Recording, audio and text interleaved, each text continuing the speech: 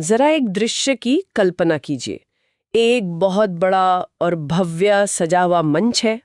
सूफी कव्वालियों की गूंज है चारों तरफ, और सामने ना दर्शकों की कतार में एक दो नहीं बल्कि एक ऐसी सरकार के 38 कद्दावर मंत्री बैठे हैं जिसे मतलब पारंपरिक रूप से अल्पसंख्यक राजनीति के लिए बिल्कुल नहीं जाना जाता।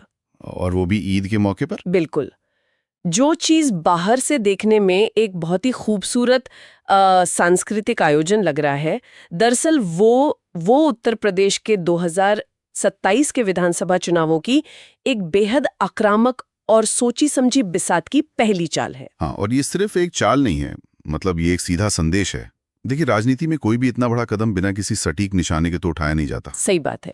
जब किसी पार्टी का पूरा शीर्ष नेतृत्व इस तरह के आयोजन में उतरता है ना, तो इसका सीधा मतलब है कि वे किसी बहुत गहरे राजनीतिक समीकरणों को फिर से लिखने की कोशिश कर रहे हैं। ठीक है, तो चलिए इसे थोड़ा विस्तार से समझते हैं। आज हमारी इस गहन चर्चा का विषय यही है। हम उत्तर प्रदेश की राजनीति और उस 20% मुस्लिम वोट बैंक की अहमियत को डिकोड कर रहे हैं। जो असल में किसी भी दल को सत्ता के शिखर तक पहुंचाने या वहां से नीचे गिराने की चाबी रखता है। एकदम सही। हम ये समझेंगे कि कैसे राजनीतिक दल, खासकर बीजेपी और समाजवादी पार्टी, होली और ईद जैसे त्योहारों का इस्तेमाल महज जश्न के लिए नहीं कर रहे हैं, बल्कि सीधे तौर पर वोटरों के दिमाग और उनके वोटिंग पैटर्न को हैक करने के लिए कर रहे हैं। लेकिन हाँ, इस चर्चा में आगे बढ़ने से पहले इस पूरी प्रक्रिया का एक बहुत जरूरी पहलू स्पष्ट करना आवश्यक है। हाँ, वो डिस्क्लेमर देना बहुत जरूरी है। बिल्कुल। देखिए, हमारा उद्देश्य यहाँ किसी भी राजनीतिक विचारधारा का, चाहे वो वामपंथी हो या दक्षिणपंथी, उसका समर्थन या बचाव करना कतई नहीं है। हमारा लक्ष्य पूरी तरह से निष्पक्ष होकर ये विश्लेषण करना है कि राजनीतिक दल त्योहारों, खान पान और प्रतीकों का इस्तेमाल अपने पक्ष में माहौल बनाने के लिए कैसे करते हैं। एकदम साफ बात है। राजनीति के इस विज्ञान को समझना बहुत जरूरी है। तो चलिए 2024 के लोकसभा चुनाव के नतीजों से कहानी शुरू करते हैं। हाँ, वहीं से इस नई बिसात की शुरुआत होती है। वहां हमने देखा कि उत्तर प्रदेश में मुसलमानों का एक बहुत बड़ा और एकमुश्त हिस्सा समाजवादी पार्टी के साथ खड़ा नजर आया था। एक बहुत सॉलिड वोट ब्लॉक। बिल्कुल। अब जाहिर है 2027 के लिए सत्ताधारी बीजेपी को अगर अपनी जमीन और मजबूत करनी है तो उन्हें इस बड़े वोट ब्लॉक में सेंध लगानी ही होगी, और यहीं से उनकी ये नई रणनीति सामने आती है। सही कहा। अब देखिए, यहाँ बात सच में बहुत दिलचस्प हो जाती है। अगर मैं इसे आज के कॉर्पोरेट जगत के नजरिए से देखूं ना, तो ये ऐसा है जैसे कोई बड़ी कंपनी ये तय कर ले कि उसे अपने सबसे बड़े प्रतिद्वंदी के लॉयल कस्टमर बेस को हर हाल में तोड़ना है। एक अग्रेसिव मार्केटिंग कैंपेन की तरह। हाँ, इसके लिए वे कोई छोटा मोटा डिस्काउंट नहीं देते, बल्कि एक बहुत ही प्रीमियम, हाई प्रोफाइल और कस्टम मेड इवेंट डिजाइन करते हैं जो सीधे उन ग्राहकों की भावनाओं से जुड़ता हो। ये तुलना काफी हद तक उस जमीनी हकीकत को बयां करती है जो 23 मार्च को लखनऊ में देखने को मिली। हाँ, वही वो बड़ा आयोजन। बिल्कुल। योगी सरकार के अल्पसंख्यक मंत्री दानिश आजाद अंसारी ने एक बहुत बड़े आयोजन की मेजबानी की जिसका नाम था ईद स्नेह मिलन व सूफी शाम। और यहाँ जो बात सबसे अधिक ध्यान खींचती है वो है इस आयोजन का स्तर और इसके पीछे काम कर रही माइक्रो मैनेजमेंट रणनीति। मतलब मौजूदा सरकार के कार्यकाल में किसी बीजेपी नेता द्वारा आयोजित ये अपनी तरह का पहला इतना विशाल ईद मिलन था। और विशाल से मेरा मतलब सच में विशाल है। जब हम उन तस्वीरों और उस दिन की गेस्ट लिस्ट पे नजर डालते हैं ना, तो पता चलता है कि यूपी के डिप्टी सीएम ब्रिजेश पाठक, स्वतंत्र देव सिंह और धर्मपाल सिंह जैसे कद्दावर नेताओं समेत करीब 38 मंत्री उस सूफी शाम में मौजूद थे। मतलब एक ही अल्पसंख्यक कार्यक्रम में इतने सारे कैबिनेट मंत्रियों का पहुंचना ये कोई साधारण बात तो बिल्कुल नहीं है। बिल्कुल नहीं है। मुझे यहाँ ये बात खटक रही है कि सरकार ने अपनी पूरी ताकत इस एक आयोजन में क्यों झोंक दी। देखिए, इसके पीछे का विज्ञान समझना बहुत जरूरी है। जब 38 मंत्री एक साथ पहुंचते हैं ना, तो वो एक शक्ति प्रदर्शन होता है, एक शो ऑफ स्ट्रेंथ, लेकिन एक बहुत ही नरम और सकारात्मक आवरण में। अच्छा, मतलब ताकत भी दिखानी है पर प्यार से। एग्जैक्टली। ये समाजवादी पार्टी के पीडीए यानी पिछड़ा, दलित और अल्पसंख्यक फॉर्मूले को सीधा काउंटर करने की चाल थी। वो पीडीए वाला नैरेटिव तोड़ना था। हाँ, बीजेपी ये संदेश दे रही थी कि ये पहल सिर्फ एक अल्पसंख्यक मंत्री की निजी कोशिश नहीं है, इसके पीछे पूरी सरकार का पूरा वजन और राजनीतिक इच्छा शक्ति खड़ी है। ओहो। लेकिन इससे भी ज्यादा दिलचस्प बात यह है कि उस कार्यक्रम में मेहमान कौन थे। वहां देवा शरीफ और किछौछा शरीफ जैसी मशहूर दरगाहों और खानकाहों के अहम लोग और बड़े मुस्लिम उलेमा शामिल हुए थे। हाँ, ये नाम काफी अहम है। लेकिन यहाँ सवाल ये उठता है कि सिर्फ सूफी दरगाहों को ही क्यों चुना गया? मतलब आम राजनीतिक रैलियों में तो हम अक्सर दूसरे तरह के धर्मगुरुओं को देखते हैं। बिल्कुल। सूफी संतों और दरगाहों के प्रमुखों को इस तरह से मंच देने के पीछे क्या कैलकुलेशन काम कर रहा था? यही तो वो माइक्रो मैनेजमेंट है जिसकी हम बात कर रहे थे। देखिए, सूफीवाद का भारतीय उपमहाद्वीप में एक बहुत ही खास स्थान है। ये हमारी गंगा जमनी तहजीब का सबसे बड़ा प्रतीक माना जाता है। अच्छा, मतलब मिश्रित संस्कृति। हाँ, देवा शरीफ जैसी दरगाहों पे सिर्फ मुस्लिम नहीं जाते, बल्कि हिंदू भी बड़ी संख्या में जाते हैं। हाँ, ये तो है, मैंने भी सुना है इसके बारे में। और खासकर ग्रामीण और कस्बाई इलाकों में ना, इन सूफी खानकाहों का जबरदस्त सामाजिक और मनोवैज्ञानिक प्रभाव होता है। तो ये सीधे जमीन से जुड़े हुए लोग हैं। एग्जैक्टली। बीजेपी ने बहुत चतुराई से सूफी दरगाहों के प्रमुखों को बुलाकर एक ऐसा संदेश दिया जो उनकी हार्डलाइन या कट्टरपंथी छवि से एकदम उलट है। वाव। वे सीधे तौर पर उन ग्रामीण और उदारवादी मुसलमानों से संवाद स्थापित कर रहे थे जो शायद पारंपरिक राजनीतिक ठेकेदारों की भाषा नहीं समझते। ये तो वाकई एक बहुत ही गहरी साइकोलॉजी है। और पता है, मंत्री दानिश आजाद अंसारी ने मंच से जो बयान दिया वो भी इसी रणनीति की पुष्टि करता है। क्या कहा था उन्होंने? उन्होंने कहा था कि हिंदू मुस्लिम मिलकर विकसित यूपी बना रहे हैं। तो सारा फोकस विकास और एकता पर था। बिल्कुल। तो कुल मिलाके ये उस शक और झिझक की दीवार को तोड़ने की एक बहुत ही सधी हुई कोशिश थी जो अक्सर इस वोट बैंक और सत्ताधारी दल के बीच देखी जाती है। बिल्कुल। आप जब किसी ऐसी समुदाय के पास जाते हैं जो ऐतिहासिक रूप से आप पर भरोसा नहीं करता है, तो आप सिर्फ राजनीतिक वादों के सहारे नहीं जा सकते। हाँ, सिर्फ वादे काम नहीं आते वहां। आपको सांस्कृतिक सेतु बनाने पड़ते हैं। ये सूफी शाम, इतने सारे मंत्रियों की मौजूदगी, ये सब उसी सांस्कृतिक सेतु का हिस्सा था। लेकिन जैसा कि हर एक्शन का एक रिएक्शन होता है, जब आपके इतने बड़े और पारंपरिक वोट बैंक में कोई दूसरा दल इतनी भारी भरकम मशीनरी के साथ सेंधमारी कर रहा हो, तो समाजवादी पार्टी का खेमा शांत कैसे रह सकता था? बिल्कुल नहीं रह सकता था। उन्हें तो जवाब देना ही था। और जवाब आया भी। सपा के लिए ये किसी रेड अलर्ट जैसी स्थिति थी। लेकिन एक सेकंड रुकिए, यहाँ एक बात मेरी समझ से बाहर है। जरा तार्किक होकर सोचिए। बताइए। हम बात कर रहे हैं उस 20% मुस्लिम वोट बैंक की, जिसे समाजवादी पार्टी का सबसे अभेद्य किला माना जाता है। सही बात है। 2024 में ये वोटर उनके साथ चट्टान की तरह खड़े थे। तो फिर अचानक सपा के अंदर इतनी बेचैनी क्यों आ गई? मतलब जो आपका अपना मजबूत गढ़ है, उसे बचाने के लिए आपको अचानक डिफेंसिव होकर इतना भारी भरकम काउंटर इवेंट करने की जरूरत क्यों पड़ गई? क्योंकि देखिए, राजनीति में ना भ्रम या परसेप्शन जमीनी हकीकत से ज्यादा शक्तिशाली होता है। परसेप्शन? कोई भी वोट बैंक किसी की जागीर नहीं होता।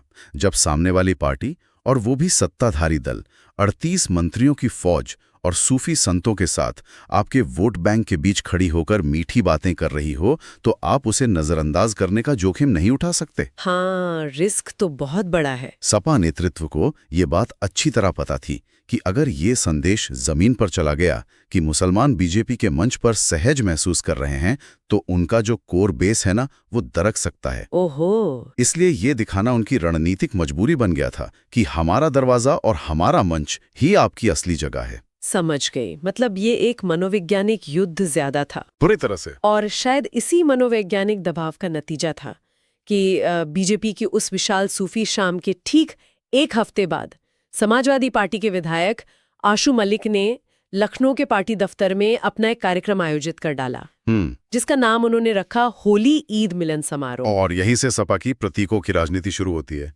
ध्यान दीजिए, उन्होंने केवल ईद का कार्यक्रम नहीं किया। हाँ, उन्होंने इसे होली ईद मिलन का नाम दिया। और यहाँ अखिलेश यादव की भूमिका बहुत दिलचस्प हो जाती है। वे खुद इस कार्यक्रम में पहुंचे और फिर सोशल मीडिया पर जो तस्वीरें और संदेश उन्होंने साझा किए, वो पूरी तरह से एक नया नैरेटिव गढ़ने की कोशिश थी। उन्होंने क्या लिखा था? उन्होंने अपनी पोस्ट में इसे एक बहुत ही आकर्षक नाम दिया, गुजिया सेवई मिलन समारोह। गुजिया सेवई। हाँ, और लिखा कि कड़वाहट फैलाने वाले हुक्मरानों के दौर में हम चाहते हैं सबके मुंह मीठे रहें। देखिए, अगर हम इस एक वाक्य का गहराई से विश्लेषण करें ना, तो यह महज कोई शुभकामना संदेश नहीं था। या सीधा राजनीतिक प्रहार था? बिल्कुल। अखिलेश यादव गुजिया, जो कि होली और हिंदू संस्कृति का प्रतीक है, और सेवई, जो ईद और मुस्लिम संस्कृति का प्रतीक है, दोनों को एक साथ रखकर अपने पीडीए फॉर्मूले को एक नया रूप दे रहे थे। इस पीडीए के विचार को ना मैं एक उदाहरण से समझना चाहूंगी। मुझे ये धातु विज्ञान या मेटलर्जी के उस अलॉय या मिश्र धातु की तरह लगता है। अच्छा, कैसे? मतलब जहां आप अलग अलग धातुओं को, जैसे यहाँ पिछड़ा, दलित और अल्पसंख्यक, उनको मिलाकर एक बेहद मजबूत चीज बनाना चाहते हैं। हाँ, बिल्कुल। लेकिन अगर भट्ठी का तापमान सही ना हो या धातुओं को सही अनुपात में ना मिलाया जाए, तो वो अलॉय मजबूत होने के बजाय बहुत भुरभुरा और कमजोर हो जाता है। बहुत सही कहा आपने। अखिलेश यादव गुजिया और सेवई के जरिए शायद इसी राजनीतिक अलॉय को एक सांस्कृतिक भट्ठी में तपाकर मजबूत करने की कोशिश कर रहे थे। ये एक बहुत ही सटीक उपमा है। अखिलेश यादव ने महावीर जयंती के दिन इस होली और ईद मिलन को एक साथ जोड़कर यही दिखाने का प्रयास किया कि असली पीडीए और असली हिंदुस्तान यही है। वे स्थापित करना चाहते थे कि असली समावेशी मंच सपा का है, ना कि बीजेपी का। लेकिन देखिए, कागज पर देखा जाए तो होली और ईद को एक साथ मिलाना, ये गुजिया सेवई की ब्रांडिंग करना, ये सब एक बहुत ही शानदार, एकदम मास्टर स्ट्रोक जैसी रणनीति लगती है। कागज पर तो हाँ, बिल्कुल। लेकिन जो बातें भीतर से निकलकर आईं, वो इस कागजी रणनीति से बिल्कुल उलट थीं। मतलब आखिर ऐसा क्या हुआ कि बीजेपी के उस भव्य कार्यक्रम के सामने सपा का ये मास्टर स्ट्रोक पूरी तरह से फ्लॉप और फीका साबित हो गया? यही वो जगह है जहां रणनीति और जमीनी क्रियान्वयन या कहें एग्जीक्यूशन, उसका अंतर समझ में आता है। एक बहुत ही शानदार आइडिया सिर्फ इसलिए जमीन पर औंधे मुंह घिर सकता है क्योंकि पार्टी के अंदरूनी समीकरण और जमीनी नेताओं के आपसी टकराव उसे सफल नहीं होने देते। सच में ये सुनकर मुझे स्कूल कॉलेज के दिनों के उन मिसमैनेज्ड ग्रुप प्रोजेक्ट्स की याद आ रही है। हाँ, बिल्कुल वैसा ही। जहां प्रोजेक्ट का आइडिया तो बहुत क्रांतिकारी होता है, प्रेजेंटेशन का टाइटल भी एकदम कैची होता है, लेकिन दिक्कत ये होती है कि टीम के सदस्यों की आपस में बिल्कुल नहीं बनती। कोई कुछ कर रहा है, कोई कुछ कर रहा है। हाँ, दिल्ली कोई अपना अलग डेटा ला रहा है, कोई दूसरी दिशा में जा रहा है, कोई किसी की सुनी नहीं रहा है, और जब फाइनल प्रेजेंटेशन का दिन आता है तो पूरा का पूरा प्रोजेक्ट एक मजाक बनकर रह जाता है। एग्जैक्टली। तो इस सब का असल मतलब क्या है? सपा के इस ग्रुप प्रोजेक्ट में आखिर पेच कहाँ फंसा? देखिए, अगर हम इसे व्यापक संदर्भ में देखें ना, तो पेच फंसा व्यक्तिगत महत्वाकांक्षाओं और पार्टी के अनुशासन की कमी में। अच्छा। इस पूरे आयोजन को लेकर सपा के ही एक नेता ने नाम ना छापने की शर्त पर जो अंदरूनी बातें बताई हैं, वे इस अलॉय के टूटने की पूरी कहानी बयां करती हैं। हाँ, और जो सबसे बड़ा और हैरान करने वाला तथ्य सामने आया, वो ये था कि इस गुजिया सेवई मिलन के मंच से समाजवादी पार्टी के ही बड़े मुस्लिम चेहरे गायब थे। जरा इस विरोधाभास को समझिए। आप पूरे प्रदेश के 20% कोर वोटर को ये संदेश देना चाहते हैं कि पूरी पार्टी आपके साथ है, लेकिन उस मंच पर केवल कुछ ही नेता नजर आते हैं, जैसे सांसद हरेंद्र मलिक, विधायक अताउर रहमान, नवाब जान, यास्मीन अंसारी और शाहिद मंजूर। बस इतनी? और इससे भी ज्यादा हैरानी की बात ये रही कि ये चंद नेता भी जो वहां पहुंचे थे ना, वे भी मंच पर ज्यादा देर नहीं टिके, बस आए और औपचारिकता निभाकर जल्दी निकल गए। ये तो बहुत ही कमजोर तस्वीर पेश करता है। और मुझे याद है बीजेपी के कार्यक्रम में कितने सारे मुस्लिम उलेमा और सूफी दरगाहों के प्रमुख थे। बिल्कुल। लेकिन सपा के इस मंच पर प्रदेश स्तर का कोई बड़ा मुस्लिम धर्मगुरु या उलेमा नजर ही नहीं आया। और उससे भी बड़ा रणनीतिक ब्लंडर ये था कि आपने इस कार्यक्रम का नाम रखा था होली ईद मिलन। हाँ, होली हिंदुओं का प्रमुख त्योहार है, लेकिन इस पूरे आयोजन में हिंदू धर्म का एक भी बड़ा संत या मठ प्रमुख नजर नहीं आया। ओहो, मतलब दोनों ही तरफ से कमी रह गई। बिल्कुल। जब आप समावेशी होने का इतना बड़ा दावा कर रहे हैं और हिंदू मुस्लिम एकता का प्रतीक बन रहे हैं, तो दोनों समुदायों के प्रमुख धार्मिक चेहरों की गैर मौजूदगी ये आपके पूरे कार्यक्रम को खोखला साबित कर देती है। तो ये इतनी बड़ी चूक हुई कैसे? मतलब एक पार्टी जो सत्ता में रह चुकी है, वो ऐसा नौसिखियापन कैसे कर सकती है? असल में इस पूरी विफलता का मुख्य कारण क्या था? कारण था कार्यक्रम का हाईजैक हो जाना। हाईजैक? क्या आप इसे थोड़ा और समझा सकते हैं? मतलब एक विधायक अपनी ही पार्टी के कार्यक्रम को कैसे हाईजैक कर सकता है? देखिए, ये स्थानीय राजनीति की एक बहुत ही पुरानी और खतरनाक बीमारी है, जहां एक स्थानीय नेता राज्य स्तर के विमर्श को अपनी जागीर बनाने की कोशिश करता है। अच्छा, तो शुरुआत कैसे हुई इसकी? हुआ ये था कि नसीमुद्दीन सिद्दीकी के घर पर एक इफ्तार पार्टी हुई थी, जहां अखिलेश यादव ने विधायक आशू मलिक को इस कार्यक्रम के आयोजन की जिम्मेदारी सौंपी थी। इसका उद्देश्य प्रदेश स्तर पर एक बड़ा संदेश देना था। लेकिन आशू मलिक ने क्या किया? उन्होंने इस राज्य स्तरीय कार्यक्रम को अपनी निजी ताकत दिखाने का खाड़ा बना दिया। तो मतलब उन्होंने इस मंच का इस्तेमाल खुद को पार्टी का सबसे बड़ा मुस्लिम चेहरा साबित करने के लिए किया। बिल्कुल। और देखिए, कार्यक्रम को हाईजैक करने का तरीका ये होता है कि आप गेस्ट लिस्ट, भीड़ और मंच के प्रबंधन पर पूरा कब्जा कर लें। सब कुछ अपने कंट्रोल में ले लें। आशू मलिक ने ठीक यही किया। उन्होंने पूरे प्रदेश से लोगों को जोड़ने के बजाय सिर्फ अपने गृह जिले यानी सहारनपुर से लोगों की भारी भीड़ लखनऊ बुला ली। अच्छा। मंच पर, कुर्सियों पर, हर जगह सिर्फ उनके ही समर्थक छाए हुए थे। अब कड़ियां जुड़ रही हैं।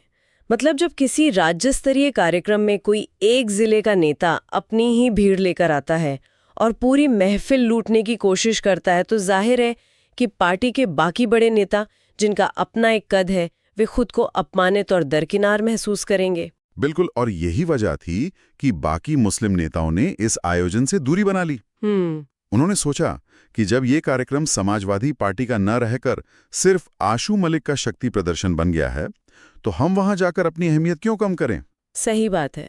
इसी आपसी गुटबाजी की वजह से न तो बड़े नेता टिके और ना ही उन्होंने अपने प्रभाव वाले उलेमाओं को वहां मंत्रित किया। क्या विडंबना है माँ।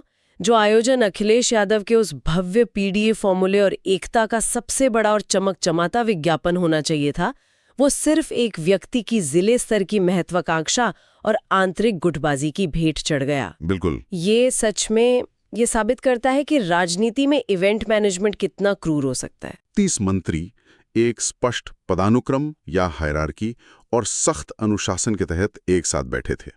सब कुछ तय स्क्रिप्ट के हिसाब से हुआ। और दूसरी तरफ सपा का कार्यक्रम था, जहां गुजिया और सेवई का आइडिया तो बहुत मीठा था, लेकिन अंदरूनी कलह और खराब समन्वय ने उस पूरी मिठास को कड़वा कर दिया। ये पूरी चर्चा हमें उस चकाचौंध के पीछे की असली दुनिया दिखाती है, जिसे हम अक्सर टीवी या अखबारों में देखते हैं। बिल्कुल। हम सोचते हैं कि राजनीति सिर्फ बड़े बड़े नारों और सोशल मीडिया की पोस्ट से चलती है, लेकिन असल में ये सब इस बात पर निर्भर करता है कि पर्दे के पीछे मशीनरी कितनी कसी हुई है। सही कहा आपने। और एक आम इंसान के लिए इस घटनाक्रम से ये समझना जरूरी है कि 2027 के चुनाव भले ही अभी दूर हैं, लेकिन ये छोटे छोटे आयोजन इस बात का लिटमस टेस्ट होते हैं कि कौन सी पार्टी जमीन पर कितनी अनुशासित और तैयार है। जब एक ताकतवर सत्ताधारी दल आक्रामक रूप से आपके कोर बेस में घुसने की कोशिश कर रहा हो और आप अपने ही घर में गुटबाजी का शिकार होकर कमजोर दिख रहे हों, तो ये आने वाले तूफान का एक बहुत स्पष्ट प्रारंभिक संकेत होता है। ये बात तो पूरी तरह से विचार करने लायक है, लेकिन इस पूरी चर्चा को खत्म करने से पहले मैं एक ऐसा सवाल छोड़ना चाहूंगी जो शायद इस पूरी त्योहारों की राजनीति के असली असर को ही चुनौती देता है। अच्छा, वो क्या? देखिए, हमने ये तो विस्तार से समझ लिया कि राजनीतिक दल गुजिया, सेवई, सूफी कव्वाली और होली मिलन के जरिए एक प्रतीकात्मक संदेश देने की कितनी गहरी कोशिश कर रहे हैं। वे इस इल्यूजन या भ्रम को गढ़ने में लाखों रुपये और अपनी पूरी ताकत लगा रहे हैं। लेकिन सवाल ये है कि क्या ये सब सच में काम करता है? ये एक बड़ा सवाल है। मतलब विचार करने वाली बात यह है कि क्या 2027 का एक आम जागरूक मतदाता जो अपनी रोजमर्रा की चुनौतियों से जूझ रहा है, वो सिर्फ इन प्रतीकात्मक आयोजनों और मंचों से बांटी गई इस मिठास को देखकर अपना वोट बदल देगा? ये एक बहुत ही गहरा सवाल है, क्योंकि प्रतीक अपनी जगह है, लेकिन जमीनी हकीकत बिल्कुल अपनी जगह है। बिल्कुल। जब एक युवा या एक किसान उस वोटिंग मशीन के सामने खड़ा होता है और उसे बटन दबाना होता है, तो क्या उस वक्त उसके दिमाग में ये रहता है कि किस पार्टी ने कितना अच्छा होली ईद मिलन करवाया था? शायद नहीं। या फिर उस वक्त रोजगार की तलाश, सुरक्षित भविष्य, महंगाई और बुनियादी मुद्दे जैसे सड़क, पानी, अस्पताल, ये सब इन त्योहारों की राजनीति और इन प्रतीकात्मक इवेंट्स पर भारी पड़ जाते हैं। सोचने वाली बात है। क्या ये सारी माइक्रो मैनेजमेंट रणनीति उस एक सेकंड में धराशायी हो जाती है जब इंसान अपनी बुनियादी जरूरतों के बारे में सोचता है? ये एक ऐसा सवाल है जिस पर हम सभी को सोचना चाहिए। और ये सवाल वास्तव में पूरी राजनीतिक रणनीतियों के प्रभाव का सबसे बड़ा और अंतिम परीक्षण है। बिल्कुल। तो आज की हमारी इस गहन चर्चा में बस इतना ही। सत्ता के इन जटिल समीकरणों और उसके पीछे के मनोविज्ञान को समझते रहिए, क्योंकि राजनीति के इस खेल में ना जो दिखाया जाता है अक्सर असली कहानी उससे कहीं ज्यादा गहरी होती है।